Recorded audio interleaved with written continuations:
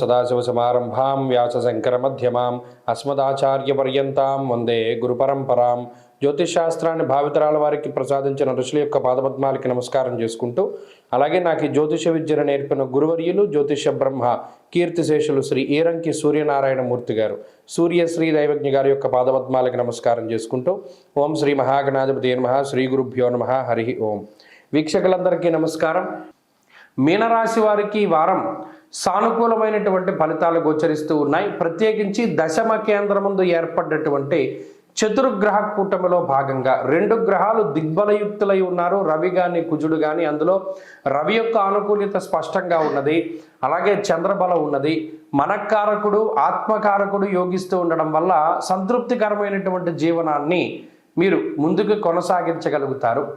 అటు దశమంలో ఉండేటువంటి రవి ఆర్థిక స్థిరత్వానికి, ఉద్యోగపరమైనటువంటి స్థిరత్వానికి కారకులు. అయితే మిగతా గ్రహాలు కుజుడు కానీ, శుక్రుడు కానీ, బుధుడు కానీ, ఈ 3 గ్రహాలు ఏవైతే ఉన్నారో వారు వృత్తిపరమైనటువంటి మార్పుల్ని సూచిస్తూ ఉన్నారు.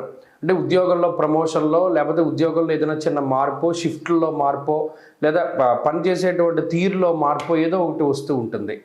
అలాగే కాలాన్ని అతిక్రమించి భోజనం చేస్తూ ఉండడము, అధికంగా శ్రమ పడుతూ ఉండడము, సరే మనకి ఈ పని ఎలా అవుతుంది అని అనుకుంటే అది అలా అవ్వకుండా రకరకాల మార్గాల్లో మిమ్మల్ని తిప్పుతూ ముందుకు వెళుతూ ఉండడం. ప్రధానంగా ఏంటి అంటే అదృష్టం అన్నది కొంత తక్కువగా ఉంటుంది.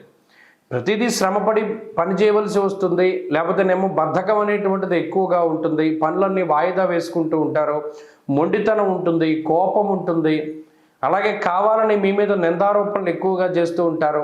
మీరు చెప్పేది సరిగ్గా వినరు. ప్రత్యేకించి మీ మీద ఒక దుష్ప్రచారం లాంటిది జరుగుతూ ఉంటుంది. ఇవన్నిటినీ కూడా భరిస్తూ సహిస్తూ ముందుకు సాగుతూ ఉంటారు మీనరాశి వారు. ఈ వారంలో ఉండేటువంటి పరిస్థితుల్లో కొంచెం మార్పు ఏంటి అంటే చంద్రుడి యొక్క బలం, రవి యొక్క బలం, ఆ 2 బలాలు కూడా చక్కగా ముందుకు సాగడానికి ఒక అవకాశాన్ని ఇస్తారు. అంతేకాకుండా ఒక ఆత్మస్థైర్యాన్ని, ఎవరేమనుకున్నా పర్వాలేదు మనం ఈ మాదిరిగా వెళదామనేటువంటి తత్వానికి కూడా ఈ 2 గ్రహాలు కారకులు. కాబట్టి ఇక్కడ కష్టే ఫలి, ఈ విషయాన్ని దృష్టిలో పెట్టుకోండి. అదృష్టం తక్కువగా ఉంటుంది. ఏమాత్రం అవకాశాలు మీ చేతికి వచ్చినా వాటిని వదిలిపెట్టవద్దు. చక్కగా అందిపుచ్చుకుని ముందుకు వెళుతూ ఉండడం చెప్పదగినటువంటి సూచన.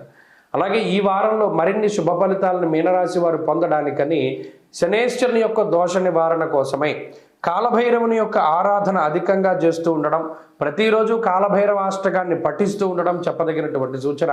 ఈ వారంలో కలిసి వచ్చేటువంటి రోజు ఆదివారంగా చెప్పవచ్చును. అదృష్ట సంఖ్య 4, అదృష్ట వర్ణము తెలుపు. స్వస్తి.